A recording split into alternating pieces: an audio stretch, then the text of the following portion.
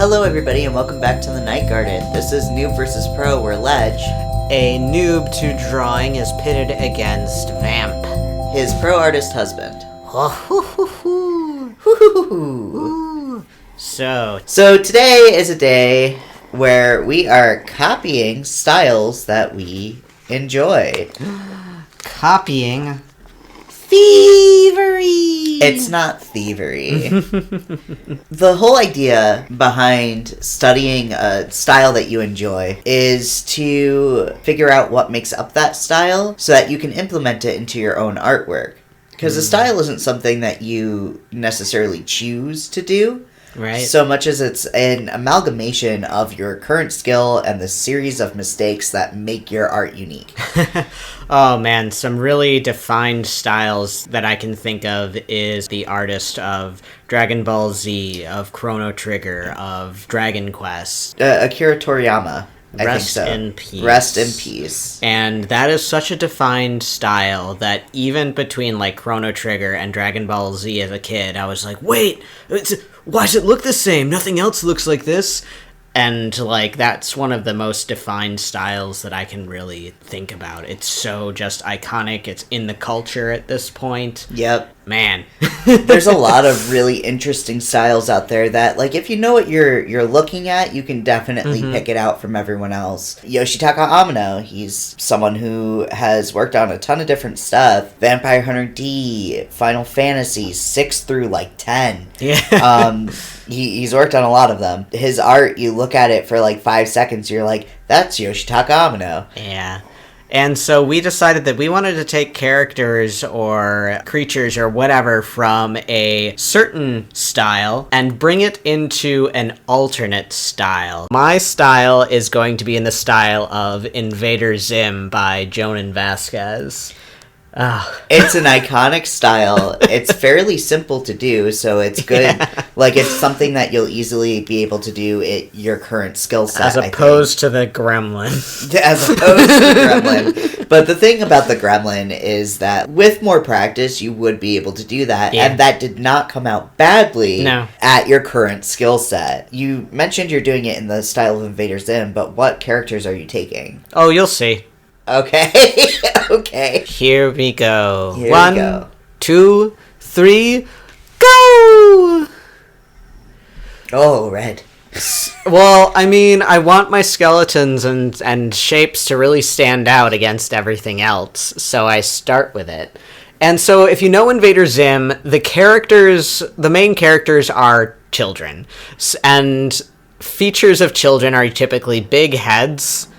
And, like, this series breaks a lot of rules and has a very, very extreme shapes and everything. It actually doesn't break a lot of rules. The fact that they are children, that's why Dib and Zim are only, like, 3.5 heads, whereas the adults are proportionate 6 to 7 heads. But, like, they have extremely, like, skinny appendages, and, like, they only have 4 fingers on their hand. One of those is a thumb. Yep. So it's like I was taking notes while watching episodes of Invader Zim, and I was like, wow, I never realized that they only have 4 fingers and one of those fingers is a thumb. I mean, that's Simpson rules, right? Yeah. And that's more of a stylization thing than like, the only rules that you're really breaking with that are anatomy rules, but, like, if you look at the proportions... That's what I meant, though, anatomy rules. Yeah. That. And, like, I didn't even go far enough with my head.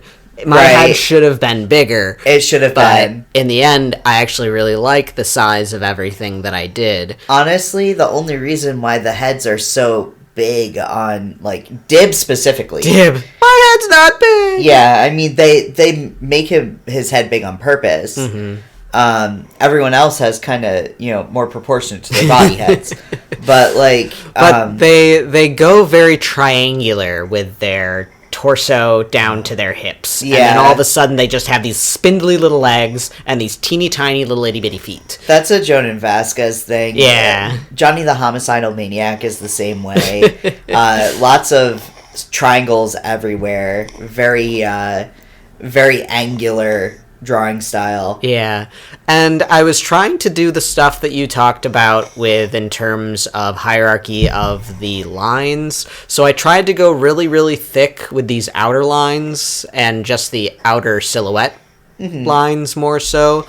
And then I end up later shrinking down to a slightly smaller line brush size. But, like, already, even with this, I was like, oh man, I'm actually really liking it. Oh, and their little hands, when they're just standing idle, they're like hands just kind of face backwards instead of just dangling at times. And I was just kind of like, what a silly little... It's easier to draw that shape. And part of the reason why they break it down so simply is that they are animating. It's not, a singular illustration style. That's actually something that I struggle with. So even though I like animating, I have a hard time simpling down to something easy enough to animate because I'm used to doing stills. But you'll see this with a lot of different cartoony kind of styles because it breaks it down to the simplest shape so that you can draw it multiple times and do that animation. There's a reason, like with Pokemon, for example, if you were to do Pokemon stuff, they only have like 2 to 3 toes on their paws, but like when they move and stuff, it comes down to 1 point. Yeah, very true. I try so hard to draw an oval. Just use a shape I tool. have to make more than one too, and it's just like, all right, those are good enough. Honestly, when it comes to ovals, just use your oval tool and then warp it so that it fits. Make your life easier. And circles too. Yep. Figuring out the circles, because like a lot of the characters have very just purely circle eyes, and then they just have like a point or a square or a whatever as their pupil. And so I try a couple of different styles, and I'm like, they're creepy. It doesn't look quite right. That's the point. Because it's like in this style, I'm so used to Sneasel having these... it's Sneasel, by the way. Yeah. Of Pokemon fame. I knew immediately from that giant feather. Right? But then I end up kind of just going with the actual Sneasel eye shape, which does work in this style too, because every once in a while, if a character gets angry, it does go down to these shapes. It looks like when Zim just does his suspicious face. Right? It gives big Zim energy. Yeah. And when they like furl their brow, they get this little lightning bolt in between their eyes and everything. And Zim doesn't have a nose, so it was really easy to take a character that doesn't have a nose. Yep. And just kind of make it here. So I've got my lines in, and I end up cheating. I was like, oh man, should I pull color? I was like, no, never mind. I'm going to pause the recording, and then I'm going to grab colors from an actual official piece of art of Sneasel and figure out my draft layer and put down my colors. So there's the boy, and we get the boy colors in, and look at that, it's super cute already. I'm sad that you didn't try to find the colors yourself, but I also understand why. Oh, God. He's really cute. Yeah, he's very angry. Yeah. And so... This looks fantastic. Yeah, I was really, really happy with it, and he's just standing there like... Yeah, right? One of the struggles that I had was not having wibbly-wobbly lines again, and I know that you've talked about there is a setting to kind of help that.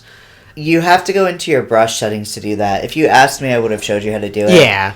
So now I kind of am playing with, like, one of the first times that I'm playing with it, like, unknowingly, shadows and shading. And I'm like, all right, that looks kind of right? So if there's shading on this side, it has to go down the leg and the body, too. I see that you're using a bright blue for your shadows, which is something that we talked about in the, was it Gremlins? The film study? Yeah, one of those. And I realized that I shaded the wrong section of the tail at first and went back and fixed it. And I was studying a picture of Zim on one of the box arts because we have all 3 seasons on DVD. And to kind of figure out, all right, how do you shade in this style? Like, there's shading in the eyes, there's shading under the eyes, sometimes on the cheek, and in other places too. And I was just kind of like, this is so odd because, like, where does that go? And then there's, like, a chin, like, a suggestion of a chin. Yep. And all that stuff. So... And I wasn't sure how far to, like, take those shades. One of the things that makes it easier is if you pick a direction for your light. I was thinking about that, source. too, because I'm like, all right, if the shades are on this side, then the light source is clearly over here on this side. But then, like, thinking about the way that they shade on the, like, the eyes, I'm like, does that even make sense? Yeah, because, I mean, the way that Invader Zim does it, they make it so that their eyes are pushed out as opposed to inset. Yeah, that's very true. So when you're doing a realistic style, your shading would be, at the top of the eye and in the corners. Mm-hmm. But when you're dealing with something that's literally just a sphere, like, pasted on somebody's face, you just go around the side like a sphere. Yeah. So, like, I definitely toy with this idea of, like, the shadows underneath the cheeks, or I guess underneath the eyes because of the cheeks. And a little bit of knowing your facial anatomy would have helped you with this, too, even though you are working in a stylized thing here. Mm-hmm. Just because then you'd know where the shadows would fall on a real face, so you can kind of figure out, like, how that would work in this style. Right. But I think that just by looking at references of Zim... Definitely helps. Everything was a huge help. Yeah. And, like, it was hard to know how to shade their feet and their legs because almost all the characters have black feet and legs. Yep. And shoes. That's also on purpose. And it makes it easier. Yeah, you don't have to worry about shading if everything is black. Well, and not only that, but, like, when you're working on somebody, somebody's character design, the area that gets the least amount of attention is going to be the legs and feet, because one, that has the least amount of airtime, two, people are generally focusing on the face. Yeah. So, like, you'll see a lot of people do very little design elements on feet and legs, and Jonan Vasquez just takes that to an extreme. Right. Yep. And I was cleaning up some of the lines. I noticed that some of the black lines weren't really crisp and getting a little bit of shading there. I was questioning, do I shade on that foot? So do you see... Oh, you switched your thing there, but stabilization, that one down at the bottom. Oh, yeah. Crank that way up when you're line working. Yeah. Because that will make your line a lot smoother. You want to keep, moving fast when you do your lines. And there's my little guy. He looks really good. Isn't he great? I like him. He's pretty great. And now I decided I need another Pokemon. Oh, I only did one for mine. No, it's okay. This would have only taken me like an hour if I didn't do more. And I had done a couple of different sketches beforehand to kind of get an idea of what I wanted to do. Are you going to show people your sketches? Yeah, I can show you. I'll show you my sketches later. But, so this is another one of my favorite Pokemon here, too. It's Dupiter? Nope. This design was a lot more inspired by the robotics and the Halloween episode a little bit more. Okay. Is that why you specifically watched the Halloween episode? Yeah, I kind of was like, alright, the Halloween episode has a lot of creepy monsters and designs. Do I want to, like, really stretch the designs of the Pokemon in this style and just completely redo one as one of the Halloween-y creatures? And then I was like, that's a lot of work. That goes more into designing. And it would have been fun, but, like, I did it a little bit more with this guy But I feel here. like that's something for a different video. Yeah, but I did that with a little bit with this little guy here, and everything, so you might be able to tell kind of what changes I made, because usually this guy is just a little cutie. He doesn't have legs that go into that upper angle and then back down. Right. And he's got little blushy face marks that I don't include. Oh, is it the... No. No, it's not. What? I also change his eyes, because his eyes are just little black ones with little white shimmers. But this shape and this body kind of remind me of Zim's space probe, the mission to Mars, space creatures and everything. So I was just kind of like, oh man, I want to make him creepy and spooky. I will say, like, watching you struggle with that circle, just use a circle tool. Even in traditional art, use a freaking circle. How many times do you see somebody plop a jar on their paper or something? Yeah.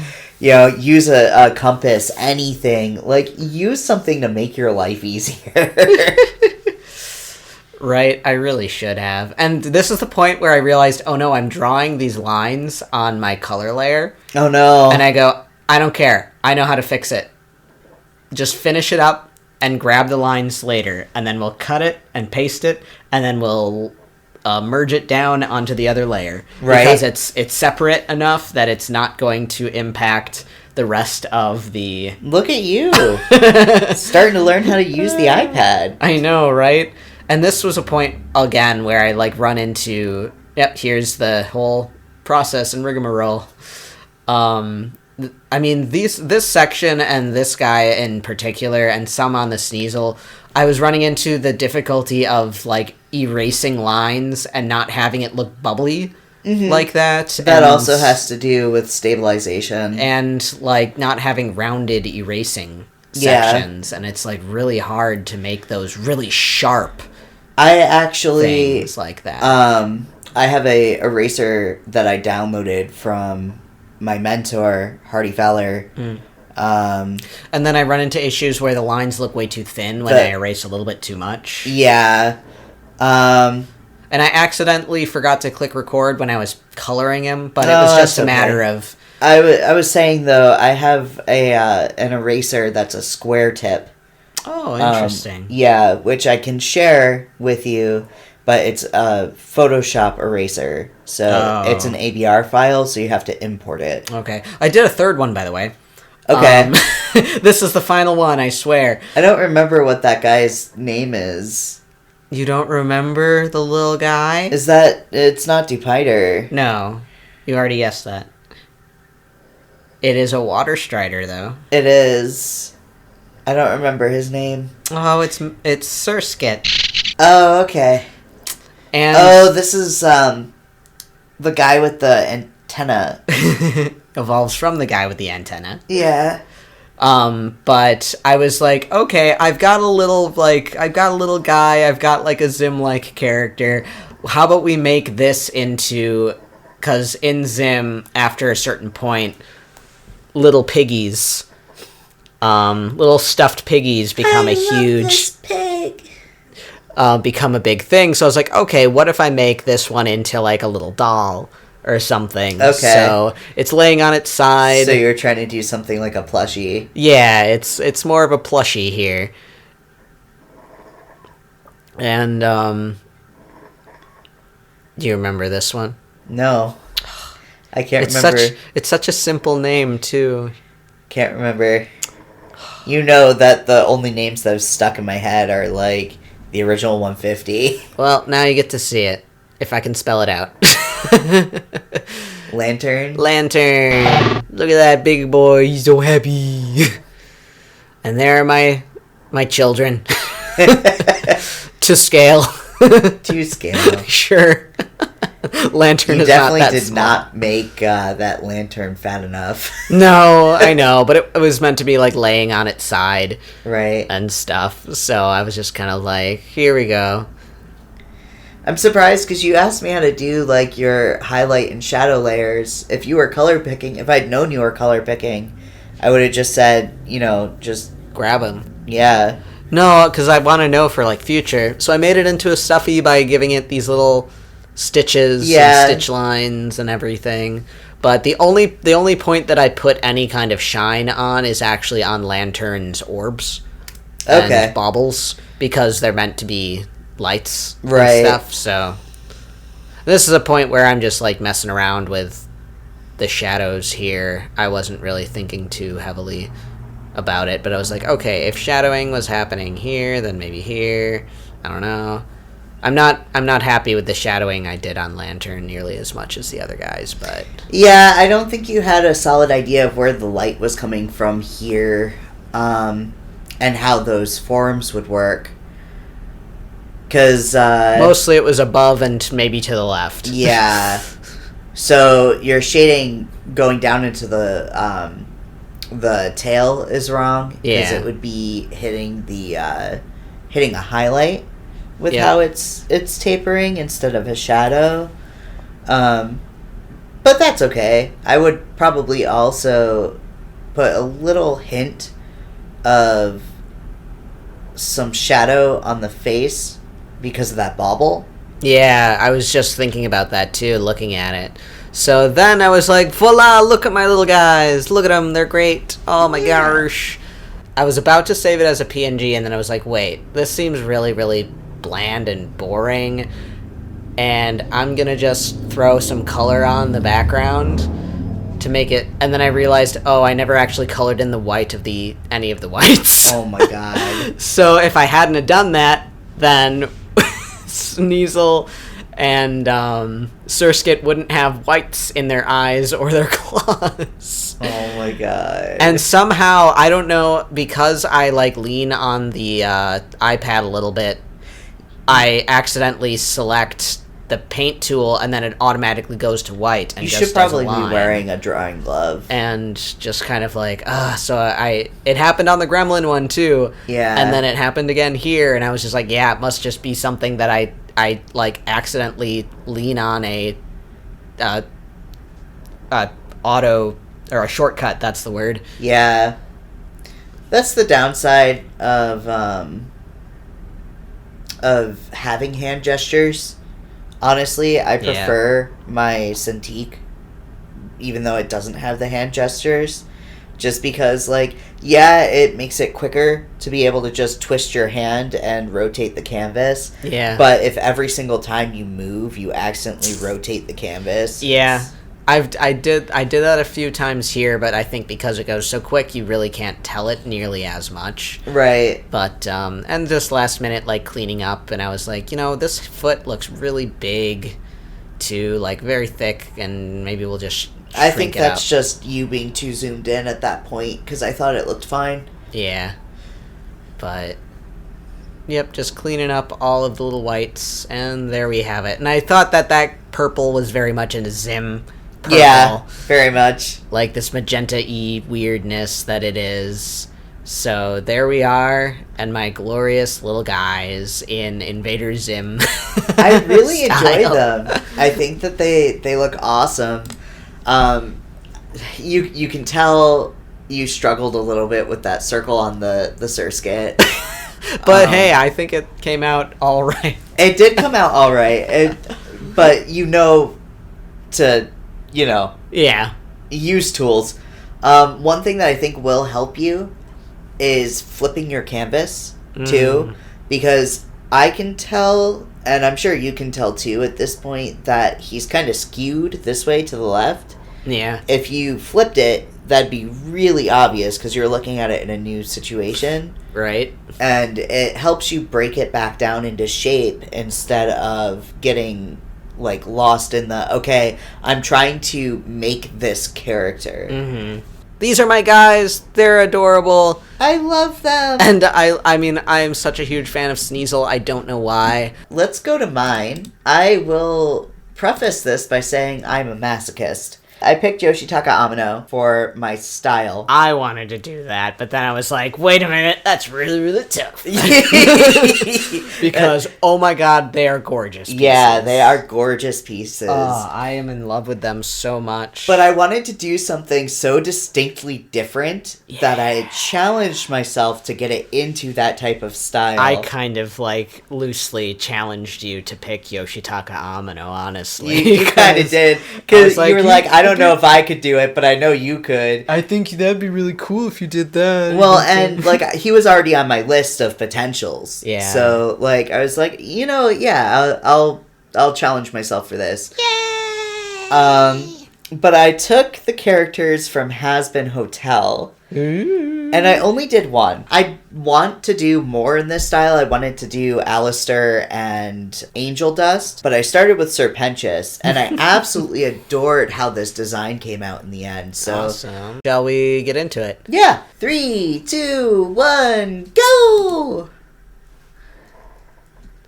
So you can see this was me trying to emulate. There's this Yoshitaka Amano sketch of a woman who has like kind of a really long snake neck, and I tried a couple times. I really don't like it. A lot of the start of this is me trying to figure out his shape language and his anatomy. Oh yeah, I mean you were also like talking about having to like kind of study some of his pieces. Oh yeah, I did. I did do a couple of studies before this, and I will send them to you to pop up on the edit. Mm-hmm. But yeah, I said screw this. I'm going to actually take my references and put them next to where I'm drawing. So Kuja. Ayo.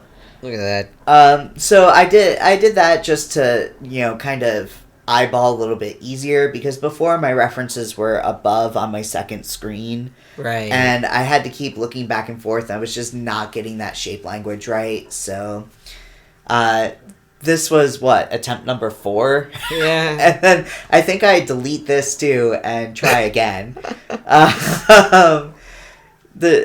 Yep, there it goes. Goodbye. And I was like, all right, I can't start with the head. This is just not working. So let's start with the torso. Right, and like the wispiness of the things, like the soft palette of colors, and like the very defined and distinct face. Well, and I knew full well that this was going to be a challenge, because you can see Serpentious right next to Kuja here. Like, they're such different styles, Serpentious is much more traditionally animatic in that it's solid. He's solid colors. He's got really defined shapes, and he's got, big blocks of color that are starkly different from the other blocks of color. Yeah. So, like, that's very different from Yoshitaka Amano. And he's very loud. He could not sneak up on you. Yeah. He is loud. Yeah. He wouldn't even be able to sneak up on you in a black room. But one of the things that I knew was going to be a challenge with this is that Yoshitaka Amano really doesn't do any shading in his skin. Oh, yeah. And he usually leaves his characters just pure white of the paper. Yeah. So Serpentious is a gray character. An off-black character, actually. And so, like, when I get to the coloring, that's something that I struggle with a lot. But I was looking at this, I was like, alright, I'm not entirely happy with these proportions that I go erasing again. And I mess with these proportions a lot before I'm happy with it. I do really like just that little lapel, that little bow that you just put in, and being like, oh, look at those, it's like an eyeball. Yep. He's so eyeball-y. I was trying to add extra details, because one of the other things about Yoshitaka Amano's style is that everything is just so incredibly full of detail. Yeah. And with Hazbin Hotel, everything is just so incredibly simple because it needs to be animated. So it's got this weird, like, 50s vibe in some sections, and like modern in others, and it's interesting. So like I added certain details that aren't in Serpentious's design just to make it closer to Yoshitaka Amano's. That eye shape language, very much trying to emulate Yoshitaka Amano. Like, absolutely. I was also looking, because Kuja was who I mainly based the body shape off of, but I was also looking a lot at his Kina drawing and his Vivi drawing from Final Fantasy IX. All 3 of these are from Final Fantasy IX. Because I love that game. But I had like 12 of his different pieces up as references, but I kept going back to those 3 for this particular thing.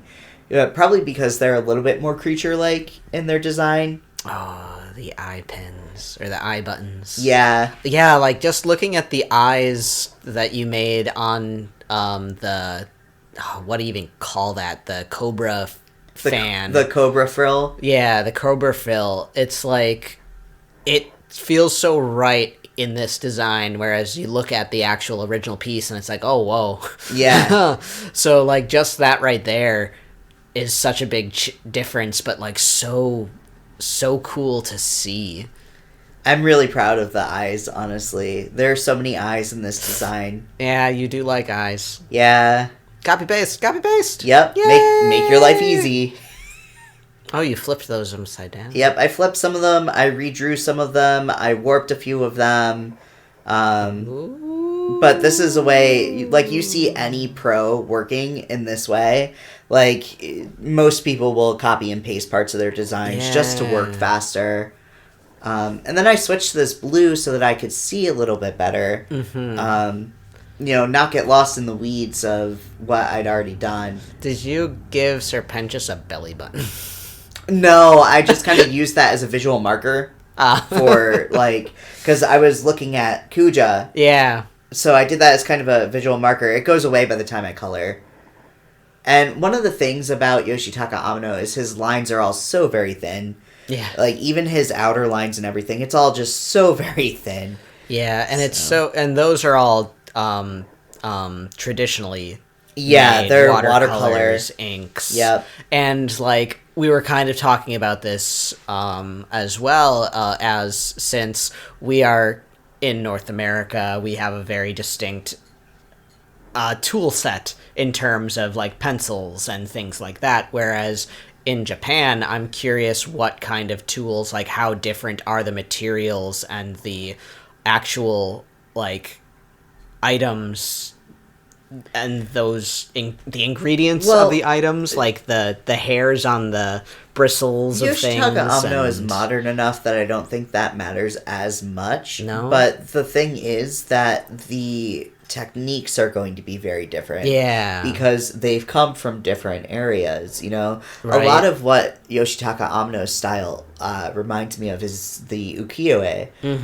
It's got those elements of thin things. It's got those elements of flat colors and long sweeping, washes and stuff like that have watercolor aspects added in that make it, look more detailed than it is. Oh, these lines are so pretty. Thank you. Why is Serpentius so pretty? This isn't fair. Making a pretty snake. He's a goober. Well, and you'll notice that I'm not using any, like, digital fill-in tools or anything. I'm scribbling it in. Yeah. Because I'm trying to get that pen texture. Right. So that definitely took me longer than it could have, but... Oh, I bet. Oh, and these cool details on the hat. This was a lot of fun. I had so much fun doing this.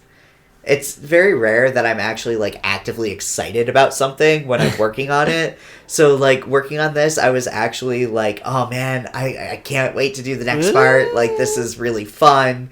This was honestly one of my favorite studies I've done in a long time. Yeah. I don't typically do master's studies, but this was a lot of fun. So... Yeah, this is cool.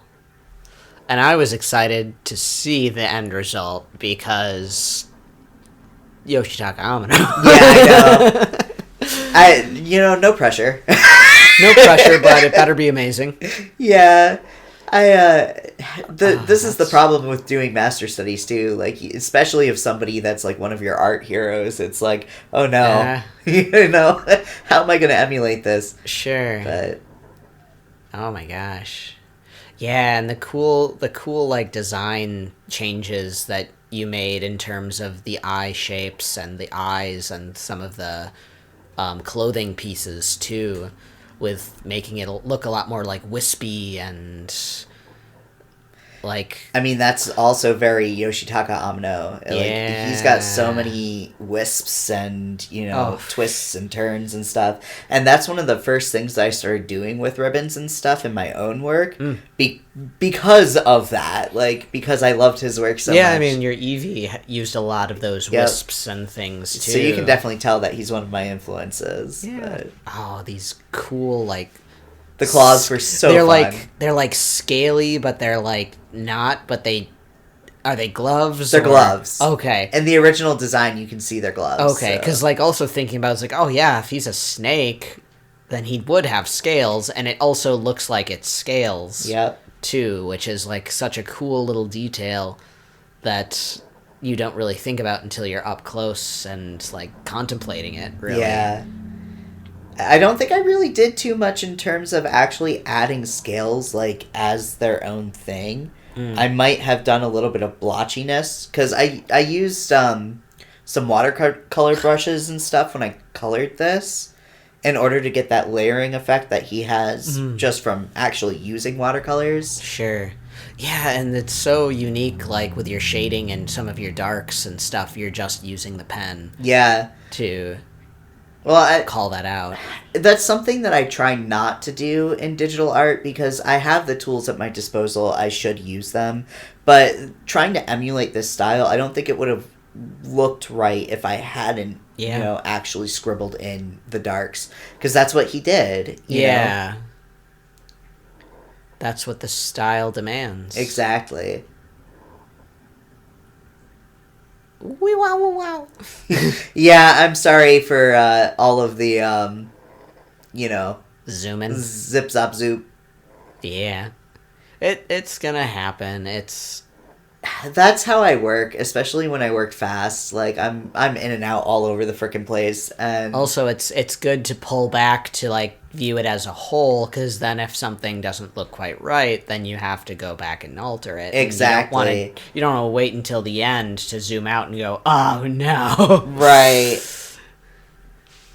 And that's something that I recently talked to you about with the film studies. The pixel fucking. Yeah.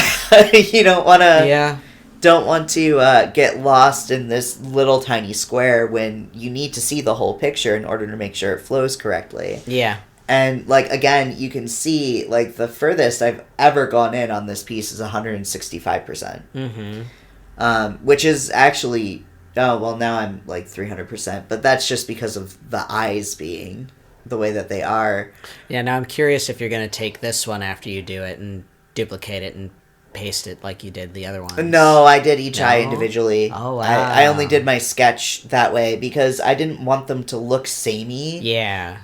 And even with copy and pasting on the sketch, if I'm hand drawing the rest of it, it comes together to look different enough, even though it's the same shapes. Huh. So. Okay. I probably would have been guilty of just copying and pasting it all, so... I mean... But I totally see what you're saying, and yeah, I agree, because, you don't want it to just be as something as obvious as that. I paused here for a minute. Oh, wait, no, you Nope. Okay, yeah, that was me pausing. I should have cut that, I'm sorry. Who cares? But, I hate... Oh, stripes. I hate it so much. Yep. Pinstripes and the sleeves. It looks so good after the fact. Yeah. Needs snakiness. And you can see I have my stabilization really low. I'm just going really fast. Yeah. But there are certain points where it probably would have benefited me to crank that stabilization up way high. Well, yours is way higher than mine. Mine was at 2? Yeah, and I mean I usually that 6 is actually low for me. I usually have mine at around 12 when I'm sketching, and about 18 when I'm doing line work. Sometimes I have it up to 47 when I'm at line work because I have a shake in my hands. I have a permanent shake in my hands from nerve damage and from, constantly drinking coffee, caffeine, those types of things. Yeah. But largely because of my shoulder. Even if I were to completely not drink any caffeine, I'd still have a shake in my hands. Yeah. So, those stabilization things, it's the same idea as when you see artists, sketching with that pole with a ball at the end of it and resting the wrist on that pole.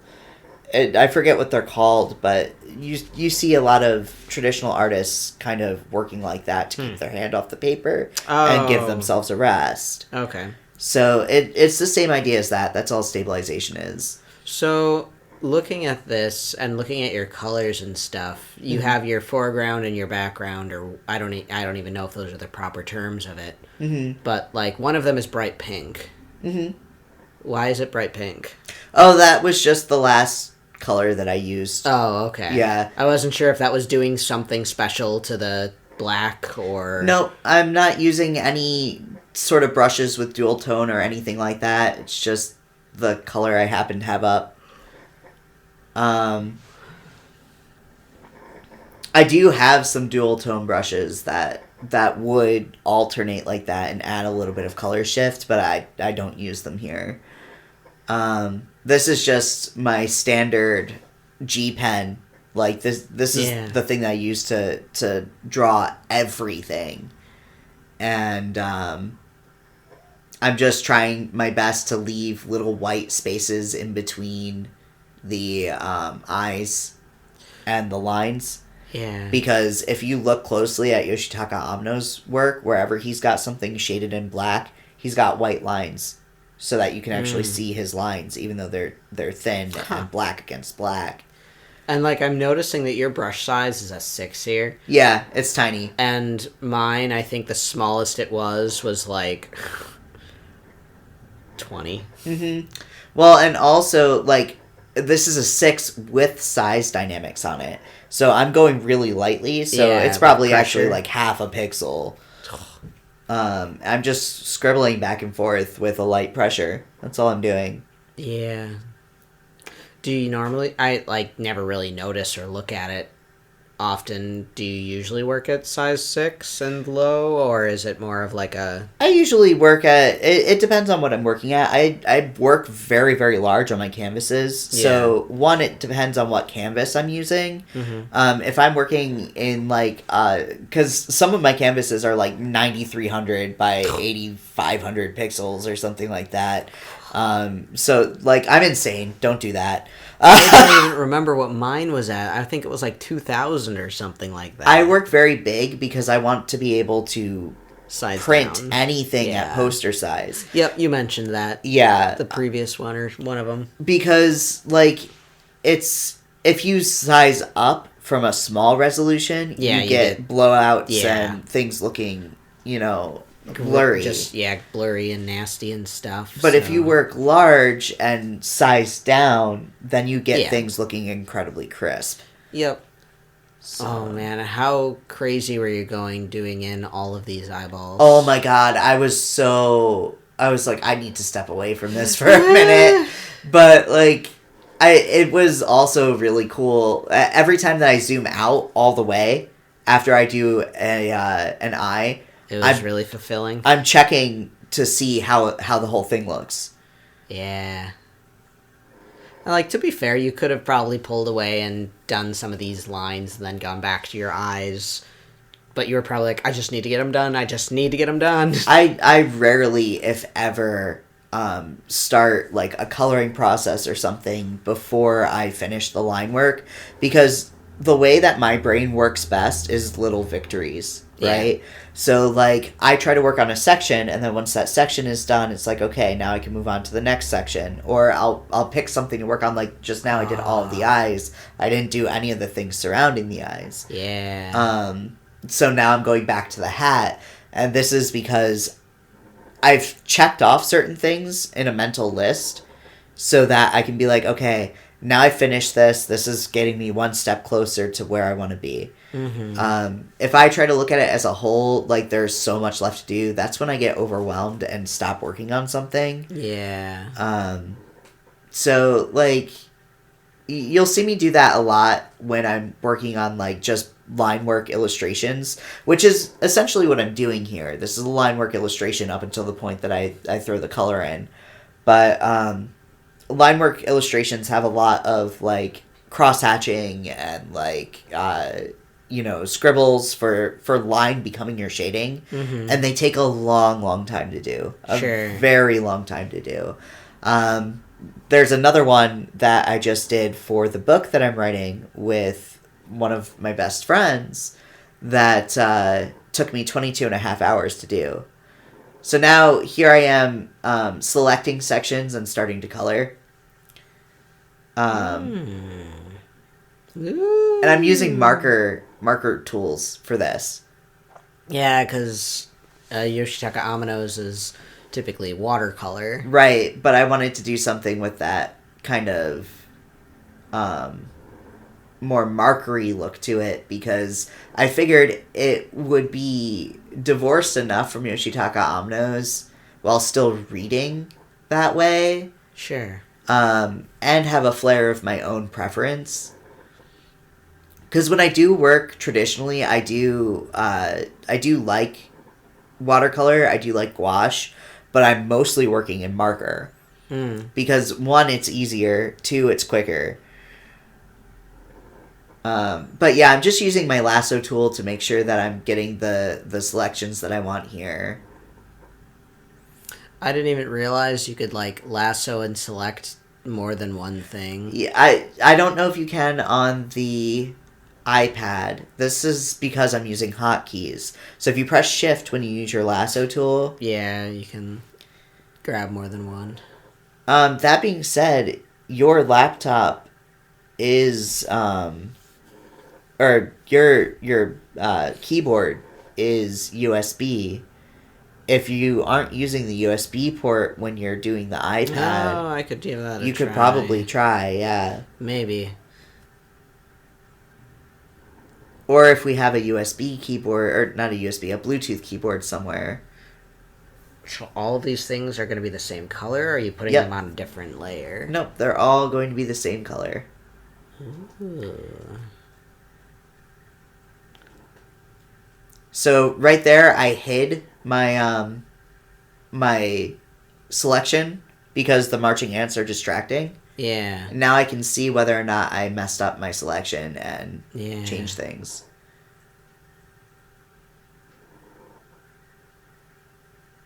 Oh, man. I didn't even realize that he had, like, glasses on his head. Right? Like, I think every once in a while he pulls them down, like, very rarely, but... Yeah, it's like, I think they're actually meant to be goggles, but... Yeah, they're goggles, but... This is a hard decision to make. Yeah. Because it's like, so many of... All the line work just disappears. Yeah.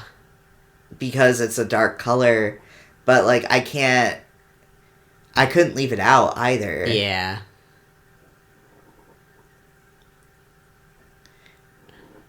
Oh, tongue. That's a really cool split. Right? On that tongue. Very pink. I mean, it's hot pink in the reference, so... And doing all my yellows. This is where I realized, I think, that I forgot to put the lines on the belly. Oh, yeah. Right? I was like, I didn't like that color. Let me redo it. Yeah. But you see the subtle color shifts, and I'm leaving everything just so washed out and light. Yep, there's Yep. some belly lines. Yeah. Because he's got his stuff kind of like... It's weird how it is on his body.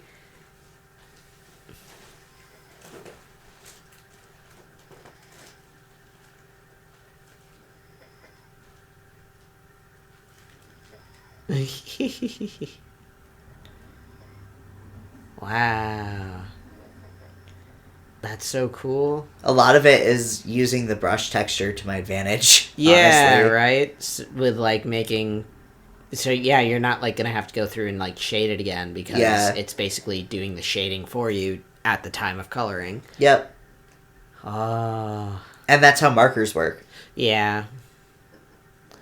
You just put on less. Like, I don't even think about or realize, like, how bright Serpentius and his design is. Well, because everything in Has Been Hotel is bright and saturated and these deep, intense colors, and it's just literally the polar opposite of Yoshitaka Amano. Right. Ooh, and yeah, you put some white there so that you can see the definition of the line. Mm-hmm. Oh my gosh.